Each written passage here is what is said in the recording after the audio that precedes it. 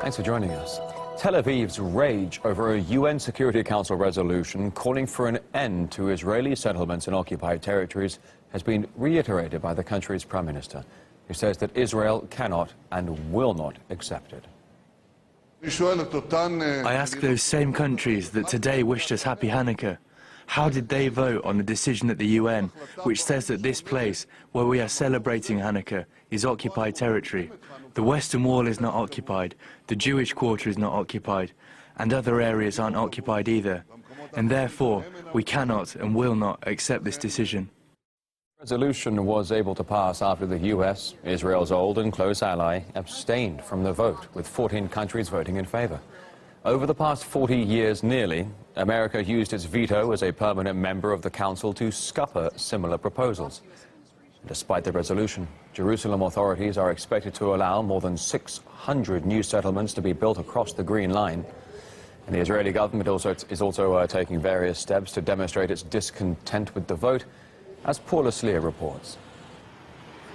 Well, the Israeli Prime Minister Benjamin Netanyahu summoned 12 ambassadors to reprimand them for their country's support of this United Nations resolution that calls for an end to Israeli settlement building.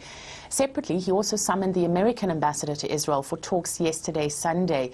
Netanyahu has also recalled Israel's ambassadors to New Zealand and Senegal, which are two of the 4 countries that proposed the resolution. He has promised to curtail Israeli aid to these countries. Netanyahu has also repeated another promise to cut funding to UN agencies that he says are to, quote, hostile towards Israel. Meanwhile, the country's education minister, Naftali Bennett, has called for Israel to apply Israeli law and full sovereignty over the main West Bank settlements.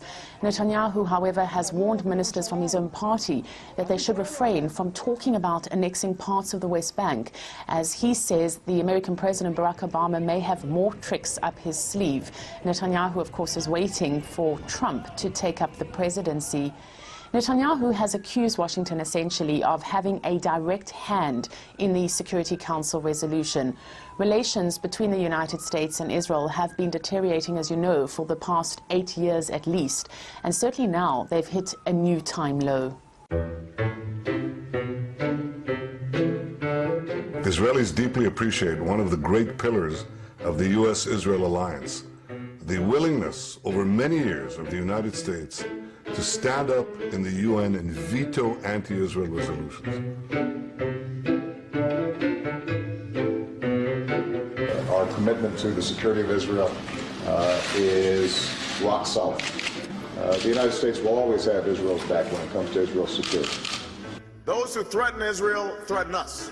And I will always stand up for Israel's right to defend itself in the United Nations and around the world. AIPAC is deeply disturbed by the failure of the Obama administration to exercise its veto to prevent a destructive, one-sided anti-Israel resolution from being enacted by the United Nations Security Council. And we ask ourselves what happened today, what changed, why the US abandoned Israel and allowed a shameful resolution to pass at the Security Council. Friends don't take friends to the Security Council.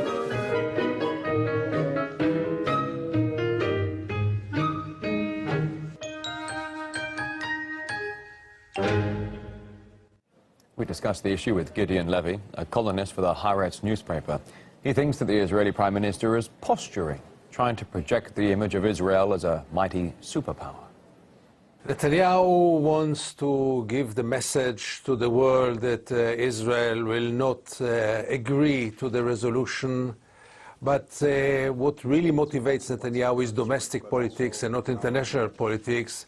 He wants to show his people that he is still the strong leader, that the world did not disappoint him, but he is going to disappoint the world, that he is going to show the world who is the strong one.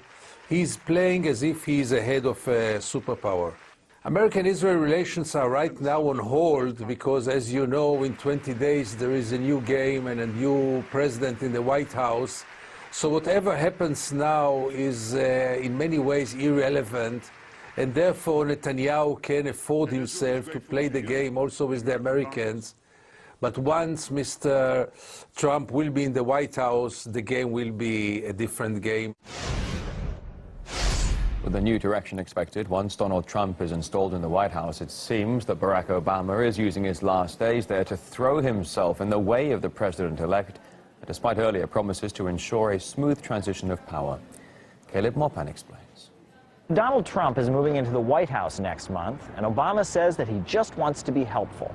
My team stands ready to accelerate in the next steps that are required to ensure a smooth transition. Sounds friendly enough, but actions speak louder than words, right? In addition to screening out all members of the sympathizers of terrorist groups, we must also screen out any who have hostile attitudes toward our country. Well, the USA already has a list of some 80,000 immigrants from 25 countries with active links to terrorism. But there'll be no head start for Trump. Obama's Department of Homeland Security is actively dismantling the list. But this could just be a misunderstanding. Let's look at some other things.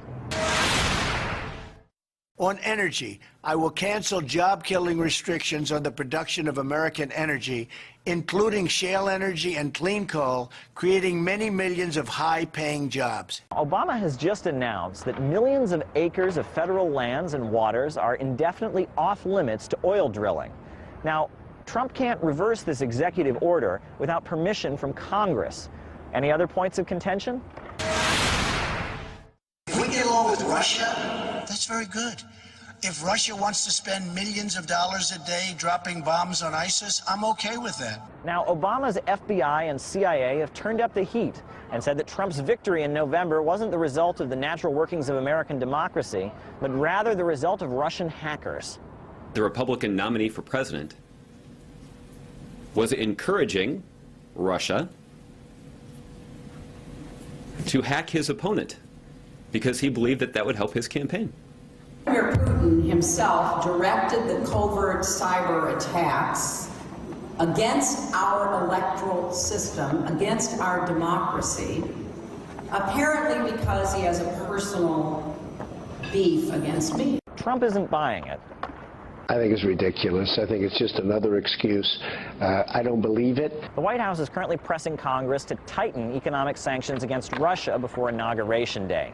As Trump prepares to take office, promising to make America great again and drastically reshuffle government policies, these last-minute efforts from the Obama administration are looking a little bit less than friendly.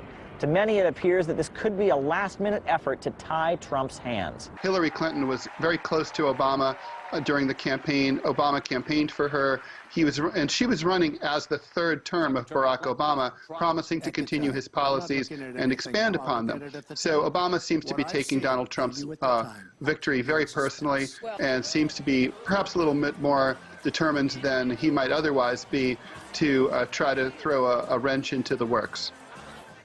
French whistleblower Stephanie Gibaud lifting the lid on tax evasion schemes used by UBS Bank back in 2008. But the case is still ongoing and she is still feeling the consequences. Gibaud started working for UBS in 1999.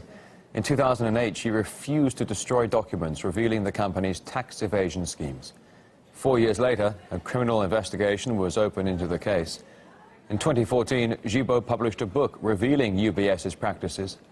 In the following year, the company was ordered to pay her compensation for harassment. In 2015, she was also nominated for the Sakharov Prize, along with Edward Snowden. And she spoke with my colleague, Marina Jashi. When you reveal a secret that's being so well hidden for years, it obviously takes your life away. It's been harassment and isolation. And obviously I was downgraded and I suffered a lot. I would have hoped and thought that our governments and our institution and our justice would work a little bit quicker and obviously support the fight I was having with this bank. And somehow there have been lots of talks and very few actions. I've got support from other whistleblowers because in France we have several cases which are extremely tricky. Justice is extremely slow. We created an association that can talk about all the subjects. I've been in contact with lots of people in the United States because there are CIA, FBI, NSA whistleblowers, and namely, of course, Edward Snowden's been here. I've asked President Hollande first to accept the asylum of Julian Assange, whom I met for a long time last year, and also Edward Snowden, because they had applied for asylum in France, which on an international scale is the country of human rights, and it has been refused. They have no idea of what we are doing and what our actions are. They are not interested at all. And somehow, for the case of these two men, obviously there have been some pressures. I guess so, but all the letters I received were that impossible, no discussion.